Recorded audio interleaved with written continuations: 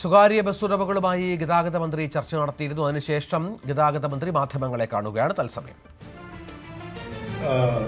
Mister Manoj ഇവിടെ joint traffic commissioner, അദ്ദേഹമാണ് convener.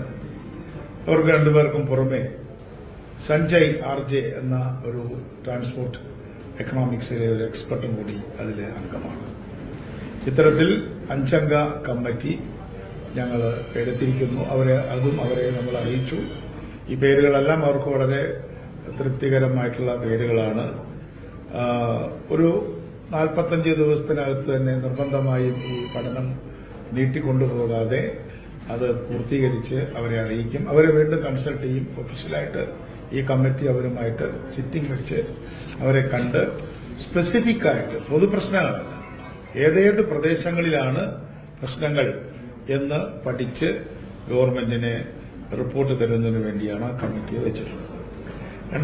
മൂന്നാമതായിട്ട് ടിക്കറ്റ് ഇതര വരുമാനമുണ്ടാക്കുന്നതിനെ കുറിച്ചിട്ടുള്ള നല്ല വിശദമായ ഒരു ചർച്ച നടന്നു.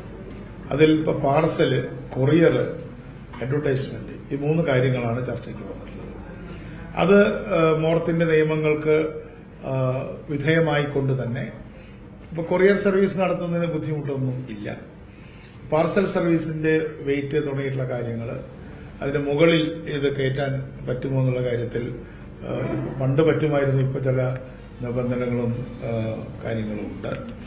അതുപോലെ തന്നെ അഡ്വർടൈസ്മെന്റിന്റെ കാര്യത്തിൽ ലിബറൽ ആയിട്ടുള്ളൊരു സമീപനമാണ് ഗവൺമെന്റ് ഇപ്പോൾ എടുത്തിട്ടുള്ളത്. അപ്പോൾ അവർക്ക് അഡ്വർടൈസ്മെന്റുമായി ബന്ധപ്പെട്ട കുറെ ഇഷ്യൂസ് അവർ പറഞ്ഞു. വാഹനങ്ങളുടെ അകത്തും പുറത്തും അഡ്വർടൈസ്മെന്റ് കൊടുക്കാനുള്ള ഒരു അനുവാദം നമ്മൾ അവർക്ക് കൊടുക്കുകയാണ്. അപ്പോൾ അതൊരു അവരതിനെ വളരെയധികം സ്വാഗതം ചെയ്തിട്ടുണ്ട്. അതുപോലെ റോഡ് ടാക്സ് നമ്മളത് കുറച്ചു എന്നുള്ളത് നിങ്ങൾക്ക് എല്ലാവർക്കും അറിയാം. പകുതിയായിട്ട് കുറച്ചു.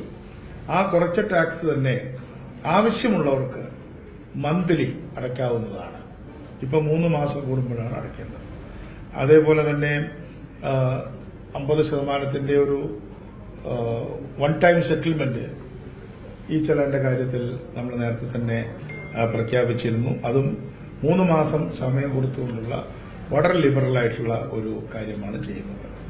അതുപോലെ തന്നെ വളരെ വിശദമായിട്ടുള്ള ചർച്ചയിൽ ഉദാഹരണത്തിന് എറണാകുളത്തു നിന്നും വന്നിട്ടുള്ള ഒരു പ്രതിനിധി പറഞ്ഞത്, ഒരു 10-40 വർഷം മുൻപ് ഉണ്ടാക്കിയിട്ടുള്ള ടൈമിംഗ് ആണ് ഉള്ളത്.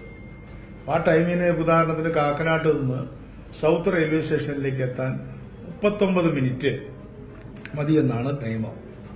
പക്ഷെ അതിപ്പോൾ 1 മണിക്കൂറിലധികമാണ് എടുക്കുന്നത്. അതിനിടയ്ക്ക് 40 സ്റ്റോപ്പുകളുണ്ട്. അപ്പൊ ഇത്തരത്തിൽ എത്രയോ കാലമായിട്ട് അഡ്രസ് ചെയ്യാത്ത വിഷയങ്ങളുണ്ട്. ഇതിനെ ചൊല്ലിയൊക്കെയാണ് വലിയ സംഘർഷങ്ങളും വഴക്കുകളൊക്കെ പലപ്പോഴും ഉണ്ടാവുന്നത്. അത്തരത്തിലുള്ള കാര്യങ്ങൾ route planning automation, Kerala bus എന്ന പേരിൽ റൂട്ടിനെ ഒരു ഓട്ടോമേറ്റഡ് സിസ്റ്റത്തിലേക്ക് കൊണ്ടുവന്ന് ആർട്ടിഫിഷ്യൽ ഇന്റലിജൻസ് എല്ലാം ഉപയോഗിച്ചുകൊണ്ട് എങ്ങനെ അതിനെ റാഷണലൈസ് ചെയ്യാൻ പറ്റും, എങ്ങനെ വെർജിൻ റൂട്ടുകൾ, പുതിയ അർബൻ നോഡുകൾ കേരളത്തിൽ ഉണ്ടായിട്ടുണ്ട്. കൂടുതൽ വാർത്തകൾക്ക് news 18 Keralam YouTube channel subscribe ചെയ്യുക.